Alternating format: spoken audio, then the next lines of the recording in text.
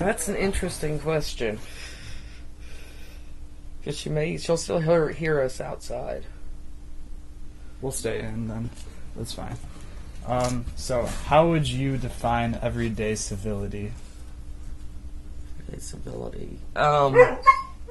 Politeness.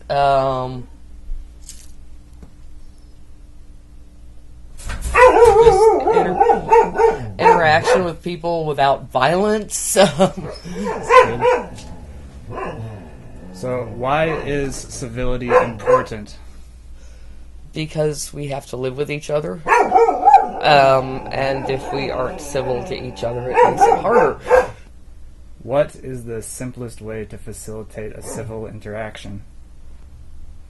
I would guess just starting out being polite yourself. I mean... That's good. How do you confront the challenge of being civil with mean people? I try very hard to ignore them. Okay. Do strong language and aggression have their place in daily interactions, or is civil, polite behavior always sufficient? In daily interactions, I would think it's sufficient. No, we're not talking about, political movements and that sort of thing, or political uprisings. Okay. Give an example of a time you observed someone else's civil behavior benefiting a situation. A guy, this was a long time ago, but a guy had a seizure. And of course we were all shocked and standing there with our mouths open. Someone finally was like, I don't think it's appropriate to stand up anymore. Very nicely, but, I don't think it's appropriate to stand up anymore. And people were like, oh, and everybody sat down. So that's... Alright. How, on a scale of 1 to 10, how would you rate the civility of the average Knoxvillian? Oh, 5 or 6. Okay.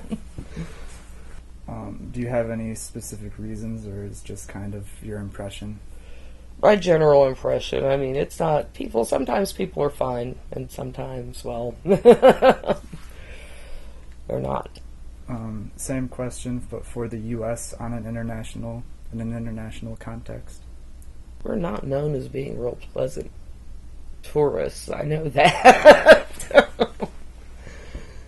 Well, why don't we say about a 5? Okay. And how about for the world as a whole? That varies so much. Again, a 5 or 6. Okay. And how civil are you?